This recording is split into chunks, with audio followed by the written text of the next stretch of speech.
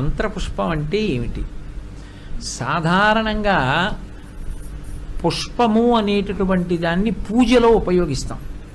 ఉపయోగించినప్పుడు పుష్పము దేనికి సంకేతంగా పూజ చేస్తామంటే, ఈశ్వరుడు మనకి చెవులు ఇచ్చినందుకు ఆయనకి మనం చెప్పేటటువంటి కృతజ్ఞతకి సాధనంగా దేన్ని వాడతామంటే పువ్వు వాడతాం. దీపం కన్నిచ్చాడు కాబట్టి కృతజ్ఞతగా దీపం పెడతాం.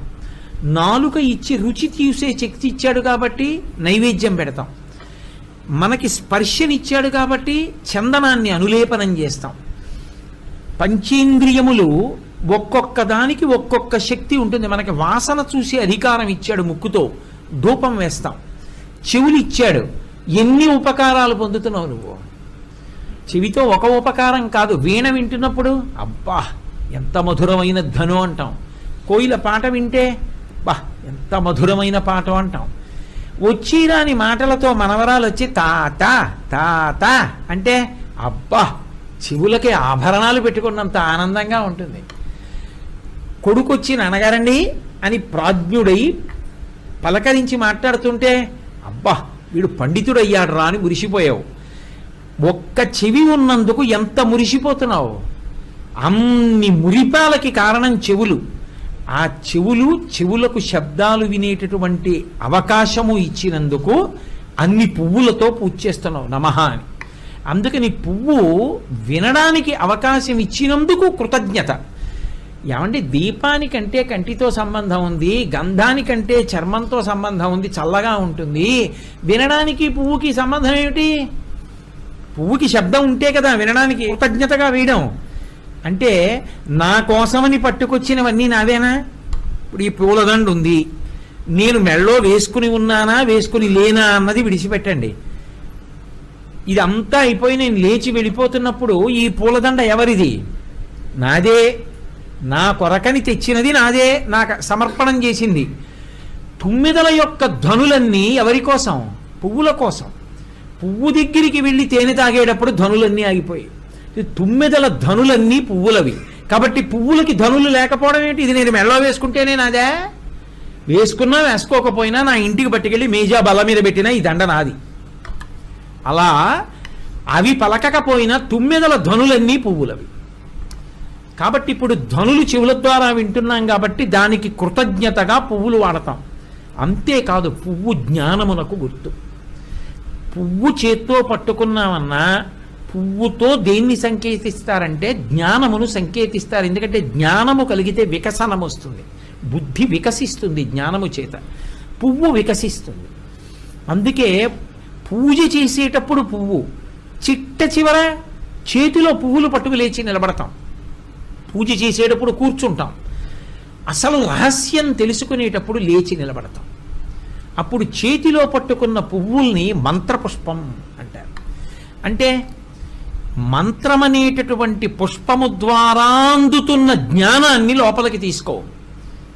ఆ లోపలికి పుచ్చుకున్నాను అనుభవంలోకి వచ్చేట్టు చెయ్యమని అడగడానికి పువ్వు ఈశ్వరుడి పాదం మీద పెట్టు.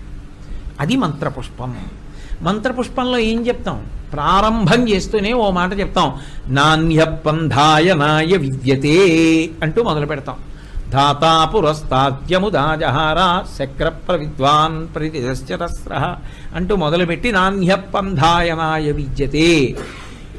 ఈశ్వరుణ్ణి తెలుసుకోవడానికి ఇంకొక మార్గము లేదు, ఇంకొక మార్గం ఉన్నదని అనుకోవద్దు. నీ ఎదురుగుండా పెట్టి ఇప్పటి వరకు నువ్వు ఎవరిని పూజ చేశావో అసలు వాడెక్కడుంటాడో నువ్వు తెలుసుకుంటే అదొక్కటే వాడిని తెలుసుకునే మార్గం. ఎక్కడున్నాడు అంటే హృదయం చాప్యదోముఖం. ఇక్కడే యోగ విద్య కలిగిన వాడు తెలుసుకుంటాడు.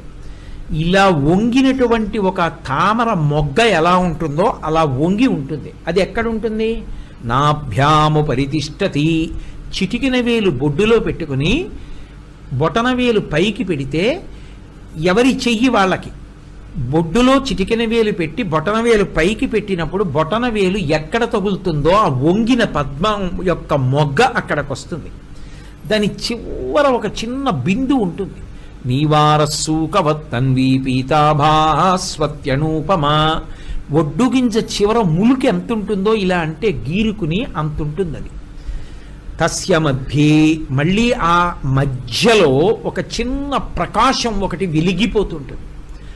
ఆ దివు, ఆ కాంతి, ఆ వెలుగు ఊర్ధ్వమూలమధశాయి, దాని కాంతి పైకి కొడుతోంది, కిందకు కొడుతోంది, పక్కకు కొడుతోంది. ఆ కాంతి ఏదో అది ఈశ్వరుడు. దాన్ని నువ్వు సబ్రహ్మ సశివ సహరి సేంద్ర సోక్షర పరమస్వరాట్ ఏ పేరు పెట్టి పిలువు, దానికి అభ్యంతరం లేదు. కానీ ఆ దివు, ఆ వెలుగుందే అది పరమాత్మ. అది ఎక్కడుంది?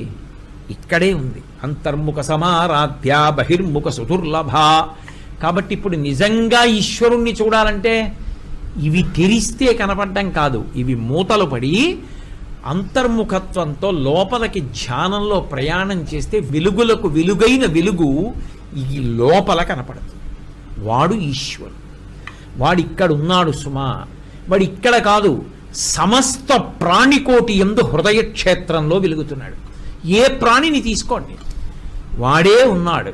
వాడు ఉన్నాడు కాబట్టి ఆ తొడుక్కు ఆకలిస్తోంది, ఆ తొడుక్కి నిద్ర వస్తుంది. అది లేనినాడు ఆ తొడుగు శవం, అది ఉన్ననాడు ఆ తొడుగు శివం.